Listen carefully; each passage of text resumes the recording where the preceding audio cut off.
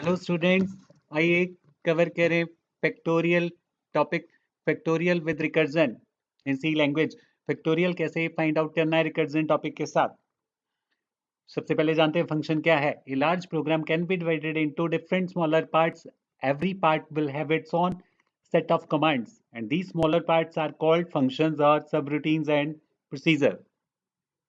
एक बड़े प्रोग्राम को छोटे छोटे पार्ट्स में तोड़ा जा सकता है। उन छोटे छोटे पार्ट्स को फंक्शंस कहते हैं, सब रूटीन्स कहते हैं, या प्रोसीजर कहते हैं, या सब प्रोग्राम्स कहते हैं।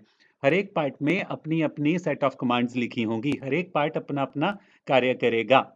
और स्मॉलर पार्ट्स को क्या कहते हैं? फंक्शंस कहते हैं।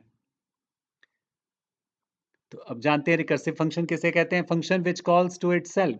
एक फंक्शन जो अपने आप को ही कॉल करता है वो फंक्शन रिकर्सिव फंक्शन कहलाता है। Function which calls to itself is called a recursive function. सबसे पहले फैक्टोरियल जानते हैं, क्योंकि हमने फैक्टोरियल फाइंड आउट करना है रिकर्जन के साथ। तो 0 का फैक्टोरियल क्या होता है? 1। 1 का फैक्टोरियल क्या है? 1। और दूसरे नंबर का जब भी फैक्टोरियल निकालना है तो क्या करना है? उस नंबर को एक एक कम करते हुए 1 तक लेके जाना और मल्टीप्लाई करना है। तो जैसे हमने यहाँ पे 4 लिया हुआ है, 4 लिया हुआ है। 4 को फैक्टोरियल कैसे करना है? 4 इंटू 3 इंटू 2 इंटू 1। तो यहाँ पे 24 हमारा मल्टीप्लाई करने के बाद आएगा। 4 को 3 के साथ, 2 के साथ, 1 के साथ मल्टीप्लाई करने पे 24 आएगा। तो ये फैक्टोरियल हमारा आएगा। तो अब प्रोग्राम के थ्रू समझते हैं इसे। तो हमने सबसे पहले नंबर एंटर कराया स्कैनएफ के साथ। हम एंटर किए हुए नंबर को रीड करेंगे और जो नंबर हमने एंटर किया उसको n वेरिएबल में रखा जाएगा। और n वेरिएबल डिक्लेयर भी हमने किया है इंट n के साथ। और हमें फैक्टोरियल फाइंड आउट करना है तो एक फंक्शन लेना होगा। तो फंक्शन यहाँ पे हमने FACT नाम का लिया हुआ है। और ये फंक्शन क्या करेगा? एंटर की वैल्यू रिसीव करेगा। ये फंक्शन को हमें वैल्यू देनी पड़ेगी जिसका हमने फैक्टोरियल निकालना है। तो n का वैल्यू का फैक्टोरियल निकालना है तो n की वैल्यू हम दे रहे हैं। तो ये फंक्शन तभी कैलकुलेशन करेगा अगर ये बनाया जाएगा। तो यहाँ पे हम फैक्टोरियल फंक्शन बनाते हैं। तो फैक्टोरियल फंक्शन हम कैसे बना रहे हैं? इंट लिखा हमने, फैक्ट लिखा और राउंड ब्रैकेट में इंट n। तो ये फंक्शन जिस वैल्यू को भी हम इस फंक्शन को भेजेंगे वो वैल्यू n में रखी जाएगी। ये फंक्शन एक वैल्यू रिसीव करेगा और रिसीव करने के बाद अपना कार्य करेगा। तो इस फंक्शन से हमने क्या करवाना है? तो हम इस फंक्शन से कह रहे हैं कि ये वैल्यू जो आई है इसके पास, उसको चेक करें क्या 0 है या 1 है। अगर वो 0 है या 1 है तो वो हमेशा 1 रिटर्न किया करे। क्यों? क्योंकि 0 और 1 का फैक्टोरियल 1 होता है। और अगर इस फंक्शन के पास कोई और वैल्यू आ रही है 0 और 1 के अलावा, तो ये इस स्टेटमेंट को चलाया करे। ये स्टेटमेंट क्या है? Return n into factorial n minus 1। तो ये स्टेटमेंट कब चलेगी? जब 0 और 1 के अलावा कोई नंबर होगा। तो यहाँ पे इस स्टेटमेंट में फैक्ट नाम का फंक्शन हमने कॉल किया है। ये फंक्शन खुद को ही कॉल कर रहा है, इसलिए इसे रिकर्सिव फंक्शन कह रहे हैं।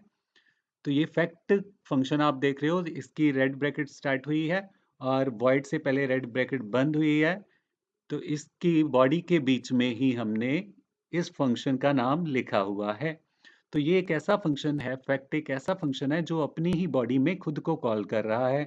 जब एक फंक्शन अपने आप को खुद को ही कॉल करता है नंबर ऑफ टाइम्स, तो इसे रिकर्सिव फंक्शन कहते हैं। तो अब देखते हैं, डिटेल में समझते हैं ये फंक्शन कैसे हमें फैक्टोरियल फाइंड आउट करके देगा। तो यहाँ पे हमने 4 नंबर एंटर किया है। तो ये 4 नंबर n में रखेगा कंप्यूटर। और रखने के बाद फैक्टोरियल वाली लाइन को पढ़ेगा, FACTN वाली लाइन को पढ़ेगा और यहाँ से कंट्रोल वो फैक्ट के पास चला जाएगा। कैसे जाएगा? 4 वैल्यू को यहाँ से लेके 4 वैल्यू n के पास आएगी और फिर 4 वैल्यू को मैच करेगा। क्या जी 0 है या 1 है? नो, क्योंकि 4 वैल्यू 0 के इक्वल नहीं है, ना ही 1 के इक्वल है, इसलिए वो 4 वैल्यू एल्स में जाएगी। एल्स में n की जगह पे 4 आएगा और फैक्ट में 4 माइनस 1 हो चुका है। और इसके बाद 4 माइनस 1 था, 4 माइनस 1 3 होगा। तो ये स्टेटमेंट 4 और 3 हो गई। और इसके बाद ये फंक्शन रिकर्जन में क्या होता है, जब भी कंपाइलर ये स्टेटमेंट को पढ़ेगा फैक्टर राउंड ब्रैकेट 3, तो ये मेमोरी में एक और फंक्शन बना लेगा। मेमोरी में एक और सेम टू सेम फंक्शन बनाएगा, जैसे हमने दिखाया हो यहाँ पे एक और फंक्शन बना है, सेम फंक्शन बन चुका है।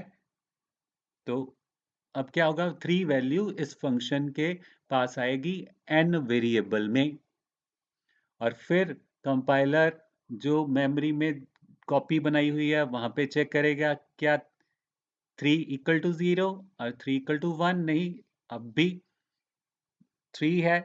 जैसा कि हमने कहा कि अगर नंबर 0 नहीं होगा तो वो, अगर नंबर 0 या 1 नहीं होगा तो वो एल्स में जाया करेगा। तो इस केस में भी वो एल्स में आया, तो यहाँ पे उसने 3 और 3 माइनस 1 किया, तो यहाँ पे ये 2 हो चुका है। जैसे ही 2 होता है और ये एक और फंक्शन की कॉपी बना लेगा मेमोरी में। फैक्ट फंक्शन कॉल हो रहा है, जब भी फैक्टोरियल फंक्शन कॉल होगा तो वो मेमोरी में एक कॉपी बन जाएगी। तो यहाँ पे एक और कॉपी बन चुकी है, और इस कॉपी के पास अब 2 वैल्यू आएगी। 2 वैल्यू फिर से वो मैच होगी, तो वो एल्स में जाएगी। तो एल्स में यहाँ पे 2 माइनस 1 1 हो जाएगा। तो फिर कंप्यूटर फैक्ट नाम के फंक्शन के पास आ चुका है 1 वैल्यू के साथ। तो यहाँ पे एक और डुप्लीकेट कॉपी बनेगी, एक और डुप्लीकेट कॉपी आप देख रहे हो यहाँ पे बन रही है। तो यहाँ पे 1 वैल्यू पहुंचेगी, डुप्लीकेट वैल्यू जो बनी है हमारी थर्ड टाइम। तो यहाँ पे n के पास 1 आ चुका है, तो ये वैल्यू अब हमारी पहले पार्ट के पास आएगी। तो ये अब ट्रू है, n की वैल्यू 1 है, तो ये 1 वैल्यू रिटर्न करेगा। तो 1 वैल्यू रिटर्न कहाँ होगी, जहां से ये फंक्शन आया था, जिस फंक्शन ने इस कॉपी को बनाया था उसी के पास जाएगी। तो ये 1 वैल्यू इस प्लेस पे आ गई, और पहले इसके पास फंक्शन के पास 2 आगे 2 लिखा था, 2 इंटू 1 2 होगा, 2 हो चुका है मल्टीप्लीकेशन। और यहां से अब 2 जो है वो अपनी वापस कॉपी पे जाएगा, क्योंकि ये फंक्शन अपनी पिछली मेमोरी की कॉपी से आया था। तो 2 वैल्यू हमारी यहाँ पे गई, तो ये 6 बनेगी। और ये 6 वैल्यू कहाँ वापस जाएगी, जिस फंक्शन से ये कॉपी बनी थी, ये इस फंक्शन से कॉपी बनी थी। तो ये 6 यहाँ पे गया, तो ये 4 इंटू 6 24 बना। और 24 अब वैल्यू ये फंक्शन कहाँ से आया था, कॉल हुआ था यहाँ से। तो ये 24 वैल्यू फैक्ट के पास आ जाएगी, और वो आंसर वेरिएबल में स्टोर होगी, और लास्ट में आंसर 24 प्रिंट हो जाएगा। तो इस तरीके से ये रिकर्जन टॉपिक जो कार्य करता है। तो इस स्टेप्स को आप अच्छे से समझें ताकि आपको क्लियर हो जाए कि रिकर्जन कैसे फंक्शन करती है, कैसे कार्य करती है। आई होप कि आपको ये टॉपिक अच्छे से समझ लगा होगा। तो आज के सेशन में इतना ही, अगले सेशन में मिलते हैं। रिकर्जन टॉपिक हम आपको और भी इजी वे में सिखाएंगे नेक्स्ट सेशंस में। तो आज के सेशन में इतना ही। Have a nice time. Thank you.